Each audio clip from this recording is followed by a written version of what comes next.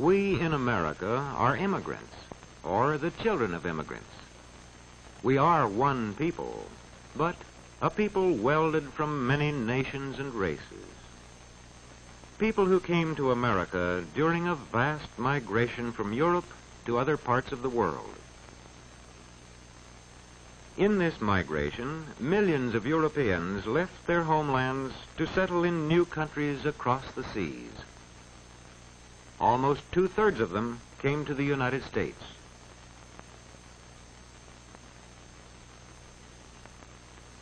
When we became a nation, our population numbered just under 4 million. Each symbol here represents 500,000 people.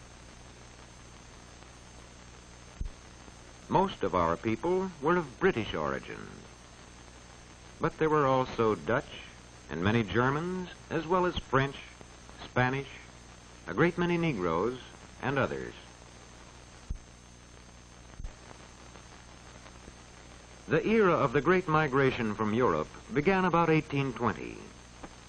During the following 70 years, immigrants came from Western and Northern Europe in growing numbers. The earliest waves brought people from Ireland and Great Britain, from Germany and nearby countries. Later, the Scandinavians joined the migration from the north and west of Europe. Then, in the 80s, from the south and east they came as the migration fever spread deeper into Europe.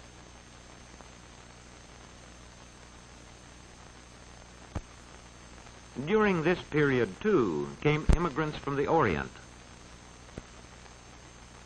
The century following 1820 saw Asiatic migration as Chinese and Japanese crossed the Pacific in considerable numbers. They from the Orient settled chiefly in our far west. The flow of immigration reached its peak between 1891 and 1920. During these years, a tremendous movement set in from the countries of Southern and Eastern Europe. Many still came from the north and west, but many more came from Austria-Hungary, Poland, Russia, Italy, and the Balkan Peninsula. But what of the people behind these symbols? What were their motives and hopes? Let us turn back to a steamship agent's office in a European port a half-century ago. Most of those seeking passage to America are farmers and peasants, like this family from Eastern Europe. Behind them lie years of labor on land that could never be theirs. A man grows discontented when his own labors and the labors of his family go mainly to enrich a landlord. For peasants like these, there is hope of a better life in America across the sea. And there are those who have known at firsthand the political oppression of autocratic governments. Governments that deal swiftly and ruthlessly with those who dare to champion political liberty and freedom of expression. To the man deprived of civil rights in his native land, America offers the hope of freedom. And then there are families like this, who have suffered a religious persecution that could drive them from their homes and scorn their right to worship in their own manner. For such as these, there is the promise of religious freedom in immigration to America. These and millions of others like them make up the Great Migration. Millions of every nation and calling, drawn together by their vision of America, a vision of land, opportunity, and freedom. These face the long ocean voyage.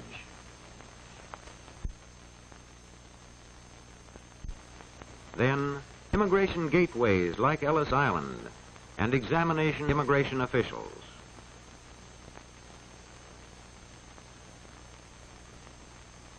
Here, at the turn of the century, almost all Europeans enter freely, except undesirables such as criminals.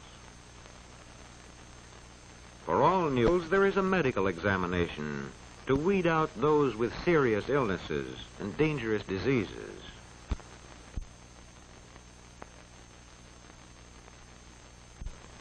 Many are rejected. Once in the new land, what lies ahead? These groups of Europeans that before 1890 spread rapidly westward to settle both on the farms and in the cities. By the year 1900, settlements of Germans were scattered widely from east to west. Scandinavians were grouped in the northern Middle West, and the Irish were largely concentrated in the northeast.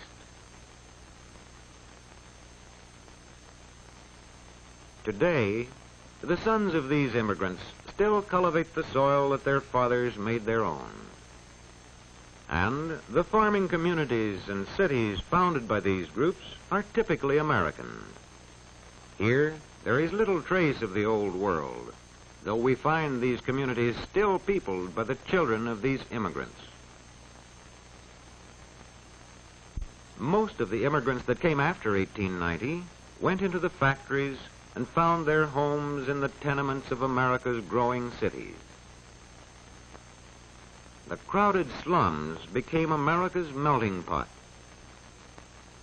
Sprawling communities of transplanted peoples, living side by side, but still diverse in languages and customs, as diverse as these shop signs that mark the immigrant neighborhoods.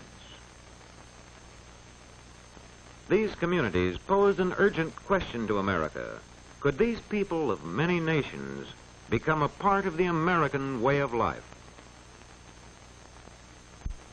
In meeting this problem, many agencies played a part. The churches that preserved traditional ties in the midst of new surroundings. The newspapers that spoke to the immigrants in languages they knew.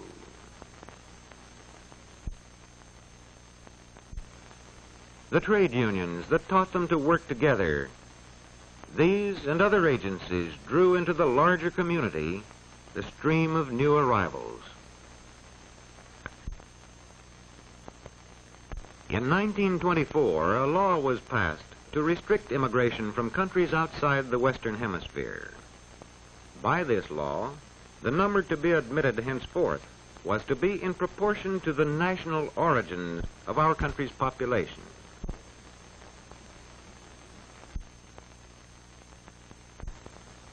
This gave to Northern and Western Europe more than 80% of the total, while Southern and Eastern Europe received less than 20%. After 1924, immigration from Europe dwindled and virtually stopped during the Depression of the 1930s. But immigration from our American neighbors went on. A century of immigration has brought in many people from Canada, and more recently, there has been a lively migration from Mexico, as well as from the Caribbean area.